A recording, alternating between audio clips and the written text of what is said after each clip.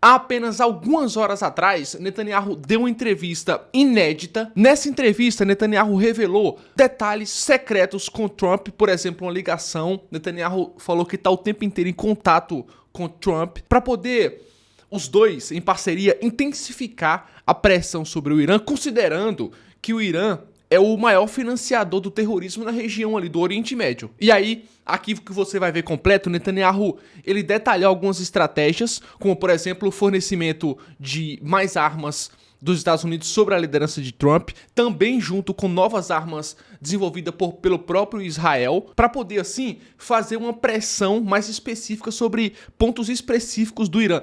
Netanyahu falou que, em hipótese alguma, Israel vai deixar o Irã desenvolver armas nucleares. Essa responsabilidade de impedir a qualquer custo que o Irã tenha armas nucleares está sobre ele, sobre Netanyahu, ele falou. Netanyahu falou na entrevista. Então Netanyahu fala assim, ó, eu assumo essa responsabilidade e eu não vou deixar o Irã ter armas nucleares. E Trump também pensa bem parecido com Netanyahu. Então vem coisa grande por aí. Aqui nessa entrevista, Netanyahu falou que antes do cessar-fogo com o Hezbollah, o Israel, poxa, destruiu ali, enfraqueceu muito o Hezbollah, matando vários líderes do mais alto escalão do grupo, como a gente via todo dia aparecia uma notícia de que um comandante do alto escalão do Hamas tinha sido eliminado, como por exemplo o próprio chefão ali, o Hassan Nasrallah, que estava em Beirute, na capital do Líbano, estava em Beirute, Israel foi lá, bombardeou e matou o cara na capital do Líbano, ou seja, ultra protegido, e dentre vários outros comandantes que foram eliminados. E aí aqui nessa entrevista, Netanyahu trouxe vários pontos ali para falar que Israel tá mais forte do que nunca para eliminar todas as ambições do Irã ali na região e conta com o apoio de Trump para que isso aconteça também. Ao final, tenho certeza que você vai ficar mais inteligente e bem informado. Show? Então, já se inscreva no canal se você não for inscrito. Pega esse vídeo aqui, ó. Compartilhe para que mais pessoas também possam ficar bem informadas e mais inteligentes com conteúdo assim de qualidade. E curta esse vídeo para o algoritmo fazer um trabalho bacana que é impulsionar esse conteúdo, tá? Espero que vocês gostem da entrevista. Tamo junto. O primeiro-ministro Benjamin Netanyahu, você pode nos dizer por quê? Agora estamos parando esta guerra no Líbano. Há críticas da direita e da esquerda. Por que agora? Justamente porque removemos exatamente o que pretendíamos eliminar. Nós dissemos que no Líbano iríamos limpar o Hezbollah de uma vez e muito mais do que isso, e criar as condições para o retorno de nossos residentes no norte. É exatamente isso que estamos fazendo. Vamos aproveitar a trégua. A trégua não disse o fim da guerra. A trégua, o que acontecerá depende do que você pensa. Uma trégua pode durar muitos anos. Temos trégua que duram décadas. Mas também pode ser curta. Já aplicamos no primeiro dia, viu? Ontem matamos 5 membros do Hezbollah, ferimos 4, hoje atacamos mais. Não temos esperteza aqui. Estamos aplicando com força, mas se necessário, eu dei uma diretiva ao exército. Fiquem preparados, caso haja uma discrepância em relação a este acordo de trégua para uma guerra intensa. O que faremos durante a trégua? Primeiro de tudo, nós nos armaremos, vamos renovar as forças e nos armar com uma produção própria enorme. Esta semana, aprovamos, no Comitê de Ministros, um grande fortalecimento do Exército na produção própria. Ao mesmo tempo, também receberemos armamentos. Estou demorando Ampergo, a arma de Biden em Lincoln. Interrompe. Você falou sobre isso tanto no plenário do Knesset quanto em sua declaração esta semana. Houve elementos, componentes de armas e equipamentos que não chegaram até nós. E posso te dizer que estou certo de que eles podem chegar agora. Ainda durante o período de transição dos governos, mas o presidente Trump me disse de forma clara que para ele não haveria atraso em nenhum armamento. Ou seja, nós nos fortaleceremos também com as armas que produziremos nós mesmos, em escala, com agilidade, em movimentos que não conhecíamos até hoje, e receberemos mais armas. Então, antes de tudo, Israel é muito, muito forte, e isso acontece com a trégua, algo que também estou atualizando com as forças. Terceiro, estou olhando para todos os ramos. Um momento sobre outras frentes falaremos, primeiro-ministro. Quero perguntar algo a vocês em um nível pessoal. Por que tivemos tanto medo deles, do Hezbollah, por tantos anos? 18 anos impuseram terror a todo o Estado de Israel. Veja, as estimativas deles eram enormes. Eles tinham 150 mil. Mísseis e foguetes de curto alcance, de longo alcance. Mísseis precisos. Eles construíram a Força Radwan, que deveria invadir a Galileia. Eles construíram um sistema até o solo. Toda essa situação, as pessoas pensavam que haveria milhares de mortos aqui, que prédios iriam cair em Tel Aviv.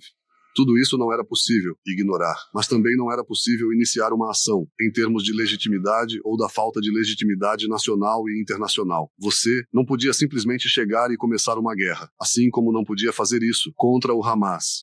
Mas no momento em que a guerra foi imposta a nós, é uma história diferente e mudamos a equação. Não se pode reconhecer nem o Hezbollah, nem o Hamas, nem o Irã.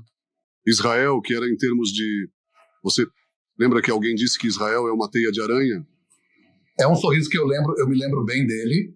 Sim, ele não está. A pessoa que disse teia de aranha. Disseram que você se opôs à eliminação de Nasrallah. Disseram que você se opôs à operação dos beepers, então. Atribuímos isso a Liechtenstein. Pode comentar sobre essa resistência que trouxeram contra você, principalmente também de pessoas do sistema de segurança? É realmente o oposto. Simplesmente o oposto. Eu pensei assim. Primeiro de tudo, na gestão da guerra, eu disse. Me opus a abrir duas frentes simultaneamente. Eu disse. Primeiro, estamos lidando com o Hamas. E antes de tudo, eliminamos o Hamas e estamos nos aproximando de completar essa missão. Assim se faz com quem massacra os judeus no massacre mais horrível desde o Holocausto. Primeiro de tudo, ataque-os no norte, dissuasão, ou mais corretamente, defesa ativa. Mas assim que completamos a maior parte da eliminação militar do Hamas, nos voltamos para o norte. E aqui estava a questão. Primeiro de tudo, houve uma decisão de fazer isso, mas como fazer isso, eu pensei que a Operação Liechtenstein, como você a chama, é uma condição estratégica, e eu raramente uso essas palavras. É uma abertura estratégica do que os americanos chamam de mercado de alto risco. Ou seja, um choque imenso. Houve quem pensasse diferente, eu impus minha opinião aqui. Fizemos isso. Eu pensei que a coisa certa a fazer era focar, além dos assassinatos de vários líderes, mas achei muito importante chegar à eliminação do principal estoque de foguetes e mísseis do Hamas e instruir as forças de defesa de Israel em uma reunião de gabinete muito importante a se concentrar nisso. Mas ele foi calcular que tinha imunidade, pois uma grande parte do estoque estava dentro de casas particulares de cidadãos e pediu uma proposta estruturada sobre como evacuar os cidadãos e destruir esse estoque, que supostamente era a prova. Dentro de 48 horas, eles trouxeram um plano excepcional, que foi executado da melhor maneira. Essa foi a segunda fase crítica. E, na minha opinião, talvez a mais importante de todas, foi a eliminação de Nasrallah. Eu entendi que Nasrallah é o eixo do eixo. E se o atingirmos, feriremos gravemente não apenas o Hezbollah, mas todo o eixo maligno iraniano. E aqui houve uma disputa. Houve quem se opusesse a essas operações, primeiro-ministro? Você pode dizer quem se opôs. E por quê? Veja, houve discussões muito sérias no gabinete. E essas são duas objeções, duas ressalvas. Isso pode levar a uma guerra ampla com o Irã, e isso é verdade. Não era possível ignorar isso. E a segunda demanda era informar os Estados Unidos. Eu rejeitei a segunda demanda de imediato. Porque se tivéssemos pedido autorização, talvez não tivéssemos realizado, ou isso teria vazado. E quanto à primeira pergunta sobre o Irã, eu disse tudo bem, vamos discutir isso. Eu acho que estamos em avaliação com o Irã de qualquer forma. E eu entendi que atacar Nasrallah, um ataque a Nasrallah, é um ataque muito sério, tanto ao Hezbollah quanto à cadeia, e por isso não se pode abrir mão disso. Essa discussão se estendeu pela noite, enquanto eu deveria fazer um discurso na ONU, após 20 horas. Esse é o exercício que levou para os Estados Unidos, que sabe que vai derrubar Nasrallah na sexta-feira. Não foi o exercício, mas não revelamos nossos planos. De qualquer forma, eu interrompi a reunião do gabinete. As opiniões estavam divididas. Eu disse, tudo bem, os americanos, a questão da atualização dos americanos, eu descartei, mas quero pensar na questão da guerra, eu voltarei. A vocês, algumas pessoas estavam confortáveis porque pensavam que até eu voltar, o Benabarri desapareceria da cena. iria para algum outro lugar escondido. Mas eu descobri sobre a asa de Tzion que tem apenas uma coisa, que não estava em outros aviões. Um sistema de comunicação. Um sistema de comunicação garantido. Eu dormi por 2 horas, peguei o telefone, disse ao ministro da Defesa, ao chefe do Estado-Maior, eu decidi, nós vamos em frente. Estamos assumindo todo o risco, porque vale a pena. Quando cheguei a Nova York para o Menon Regency, conectei todo o gabinete para uma discussão por telefone. E foi tomada uma decisão, a meu pedido, de atacá-lo. E quando fui à luz, eu disse, a propósito, vocês podem informar os americanos. São menos quando os aviões estiverem no ar. Mas a intenção era, clara, nós vamos derrubar Nasrallah. E isso veio como resultado de que não que eu me opusesse. Primeiro-ministro, não você, residente do norte. Você volta para casa em Metula, em Dovav, em Shlomi. Você pode dormir lá, em sua casa. E se sim, você sabe quando.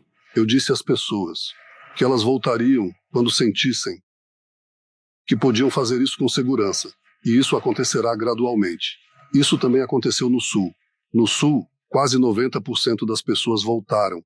Não porque dissemos a eles para voltarem. Alguns disseram, esse não é o ponto, mas porque eles sentem que é seguro. Eles entendem que a ameaça da faixa de Gaza já não é a mesma. Não se trata de você. Você volta a dormir em Metula. Em algum desses lugares no norte. Você me verá lá também, mas não vou me aprofundar nisso agora. A coisa importante é que eu não forço as pessoas. Eu digo a elas outra coisa. A ameaça no norte já não é a mesma ameaça que era. Porque onde estávamos em 6 de outubro, estávamos em 7 de outubro. Fomos atacados de 7 frentes. Nós, o Estado de Israel, está diante de uma vacinação. E após 1 ano, nós fortalecemos este braço do Hamas. Nós atingimos gravemente o Hezbollah. Nós atingimos o Irã. Nós atingimos menos. Hoje somos a força mais poderosa no Oriente e tudo, e a realidade de segurança na fronteira norte em relação a Metula já não é a mesma realidade. Se nessa realidade ele é Metula, por que vocês não criaram uma zona desmilitarizada lá, né? A demanda dos residentes é a demanda dos líderes das comunidades, para afastar aqueles terroristas que os observam em suas casas. Por que não criar uma zona desmilitarizada? A área é diferente. Uma área adjacente à fronteira. Eliminamos o sistema terrestre. Destruímos vilarejos. Vilarejos de terror. Eu não quero apenas dizer vilarejos. Vilarejos inteiros eram vilarejos de terror. Foram destruídos acima do solo. Nós sofremos, mas eles vão voltar para a doença Resvanonim. A gente machuca. Quando eles voltam, você vê o que eles fazem. Nós machucamos eles. Não é uma afirmação do livro de pressão. No primeiro mar, eles voltaram, atingimos e fizemos uma mudança enorme no Líbano. Uma mudança no Líbano. O Hezbollah mudou, mas a principal coisa que você diz é que será testado na aplicação. As pessoas nos avaliarão. Eu acho que eles já veem, nos primeiros 2 dias, eles veem o quão sérios somos e, de fato, estou orgulhoso da postura dos moradores do norte. Estou orgulhoso dos nossos soldados, porque todas essas mudanças ocorreram. Antes de tudo, por causa da postura do público em Israel, incluindo os residentes do norte, a bravura dos nossos lutadores é impressionante. A disposição para o sacrifício, os caídos, isso nos dá a força e a determinação intelectual e firme do governo. Então vamos seguir com essa determinação. Como esse acordo afeta, se é que afeta, a segunda arena, a arena de Gaza, na guerra contra o Hamas. Eu acho que ele impacta muito bem. O que o Hamas queria desde o primeiro momento da guerra, ele conseguiu que o Irã viesse para salvá-lo. Isso não aconteceu. Ele conseguiu que os fios viessem para salvá-lo. Isso não aconteceu. Mas acima de tudo, ele conseguiu que o Hezbollah viesse para salvá-lo.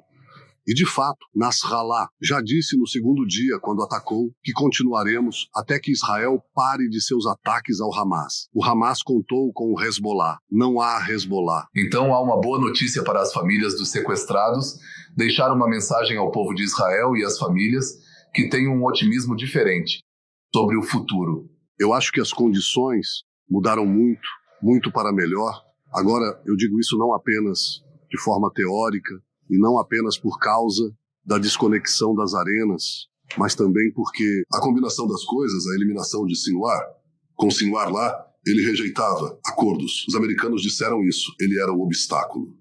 Todos disseram que você impediu o acordo, muitas conversas na Knesset, em vários meios de comunicação. Você é o obstáculo para o acordo.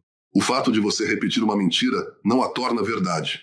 Os americanos, começando pelo presidente Biden, o secretário de Estado Blinken, o conselheiro de Segurança Nacional Jake Sullivan, um porta-voz do Conselho Nacional de Segurança, o vice-chefe da CIA, todos repetiram a mesma coisa. A simples verdade é que quem sabotou o acordo, repetidamente, foi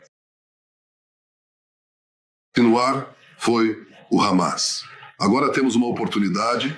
Eu não quero entrar em detalhes. Estamos fazendo muitas coisas. Muitas coisas que eu acho que nos levarão, claro, à libertação. E eu não vou abrir mão disso.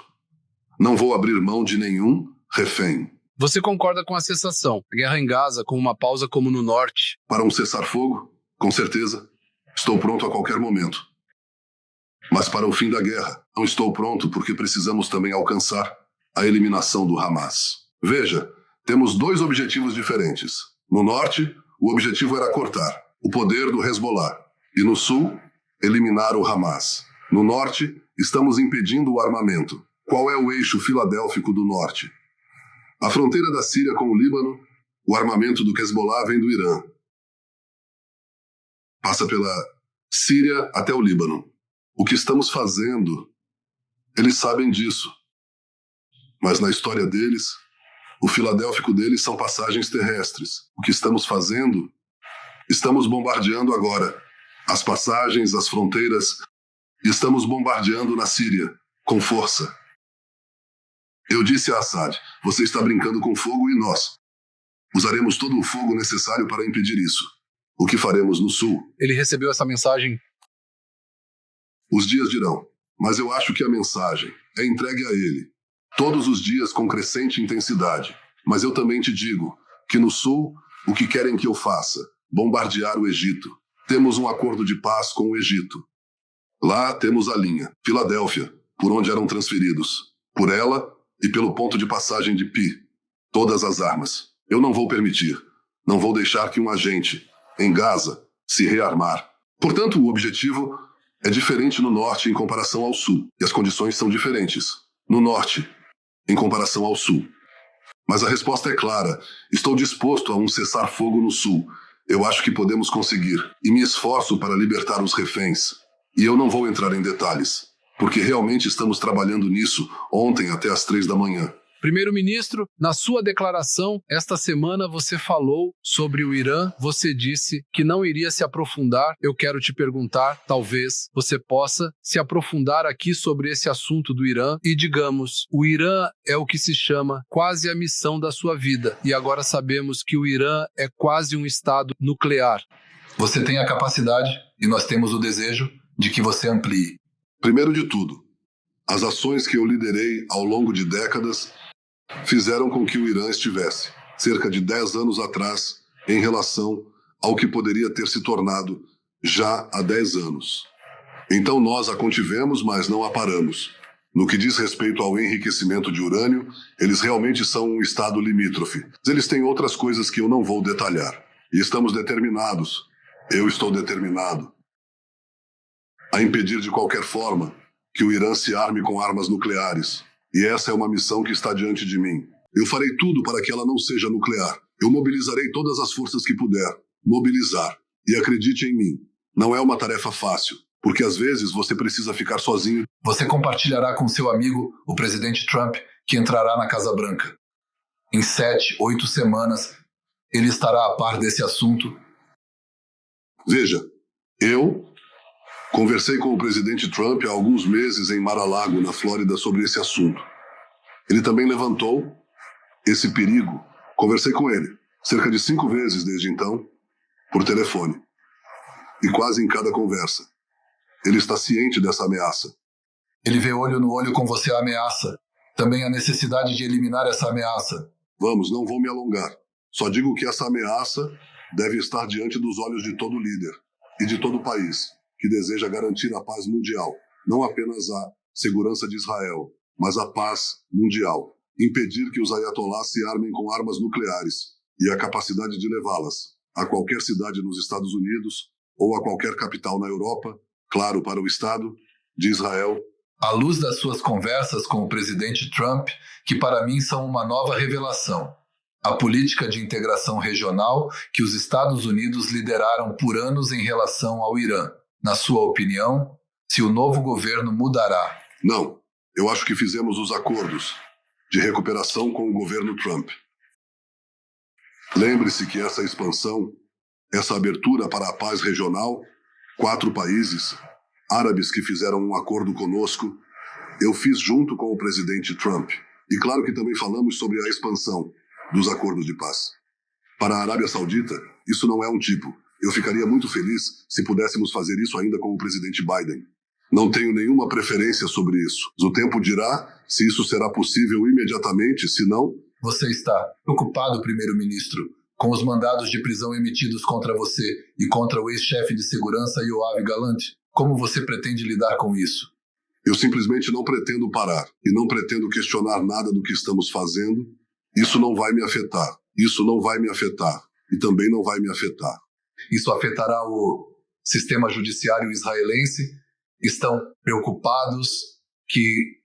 Estou dizendo a mesma coisa. Isso não se limita apenas ao primeiro-ministro ou ao ministro da Defesa. Isso pode ser aplicado a cada soldado, a cada comandante, e por isso, uma coisa muito séria. Ontem esteve aqui em meu escritório o grande amigo de Israel, Lindsey Graham, que está liderando no Senado, paralelamente, a legislação para impor sanções ao Tribunal Internacional. Se ele realmente agir contra nós, ele também está liderando a legislação para impor sanções a países que colaborarem com essas absurdas tartarugas. Acredito que, em combinação com uma série de ações, não posso detalhar todas, acredito que podemos e estamos determinados a remover essa ameaça sobre o Estado de Israel e sobre seus soldados. O primeiro-ministro, enquanto falamos, alguém que trabalhou aqui no escritório, está sentado em uma prisão, sendo brutalmente maltratado. Investigam seu círculo próximo, de forma agressiva, enquanto espalham rumores e declarações. Parece que todas as linhas vermelhas foram cruzadas nesta caçada. Você também o definiu. Uma caçada. Como você vê essas coisas? Onde cruzamos a linha na prisão, todas as linhas foram cruzadas. No último ano, houve uma enxurrada de vazamentos que prejudicaram gravemente o Estado de Israel. Uma inundação, um dilúvio. Informam a Bergman que haverá uma operação em 18 horas no Líbano, que pode surpreender o Hezbollah e pode levar a uma guerra difícil. Você sabe a que ele se referia. A que manobra fizemos? Isso não foi investigado. Este vídeo manipulado. Quem vazou o vídeo manipulado sobre o campo de Taimã, que também causou um enorme dano aos soldados das IDF e ao Estado de Israel, não foi investigado.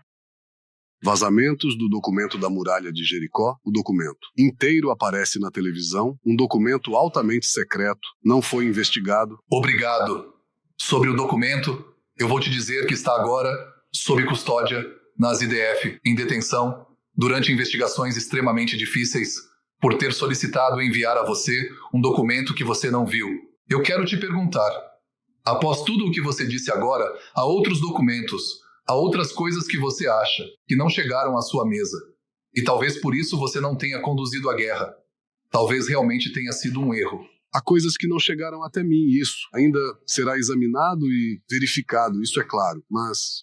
Mas eu estou fazendo uma pergunta diferente aqui. Agora eu pergunto por que não investigaram todos esses documentos, todos esses vazamentos. Veja, vazamentos ao vivo do gabinete. Sala de segurança, na transmissão ao vivo do gabinete, protocolos precisos, não foram investigados. Apesar dos meus pedidos, não foi investigado. Talvez porque soubessem quem estava vazando e para qual propósito. Agora, de repente, sobre esse único caso, colocam tudo isso. Não é apenas o que não foi investigado, mas também como eles investigam. Pegam esse sargento e Eli Plashtein, 2 jovens, patriotas, um servindo na reserva, um capitão na reserva, levam-nos para casa. com 15 pessoas, com armas em punho, com rostos cobertos, levam-nos para isolamento. Ouvi o apoio do irmão de Plastem. Fiquei chocado. Mantém-no por 24 horas. Em uma sala iluminada, algemado, com um pano sobre os olhos, 20 horas de interrogatório, 18 a 20 horas de interrogatório, como se fosse o último ou o primeiro. Os terroristas elaboram várias perguntas. E só perguntam. Uma coisa, querem quebrá-lo. Quebrá-lo para que ele dê um falso testemunho e diga que é uma testemunha contra Netanyahu. Perguntam a ele sobre Netanyahu, Netanyahu, Netanyahu. O público entende. Isso é tendencioso. É horrível e inaceitável. Eu só quero te dizer que eu também fiquei chocado. Primeiro, expressar a indignação e a dor. E eu ouvi o clamor das famílias. Eu ouvi que o oficial disse: bem, minha morte é melhor do que minha vida. Eu vi como estão destruindo a vida das famílias. Por quê? Por que vocês não fizeram investigações assim? Por que vocês não ouvem sobre os direitos do investigado? Quem ouviu sobre coisas assim é simplesmente uma corrida profunda, com o objetivo de me prejudicar, não ao primeiro-ministro, mas a mim como primeiro-ministro. Um campo inteiro que me apoia. Vocês não estão enganando ninguém. Eu acho isso chocante. Quero ouvir todos os defensores dos direitos humanos falando. Não é só uma questão de um determinado campo político. Não é possível que um Estado como Israel seja administrado assim. Somos um Estado democrático. Somos um Estado com direitos. Somos um Estado com alguma norma. Mas isso é uma total anarquia. Sou otimista em relação ao Estado de Israel. Israel, após um ano, não é a mesma Israel. É muito mais forte, muito mais poderosa. Primeiro-ministro, muito obrigado.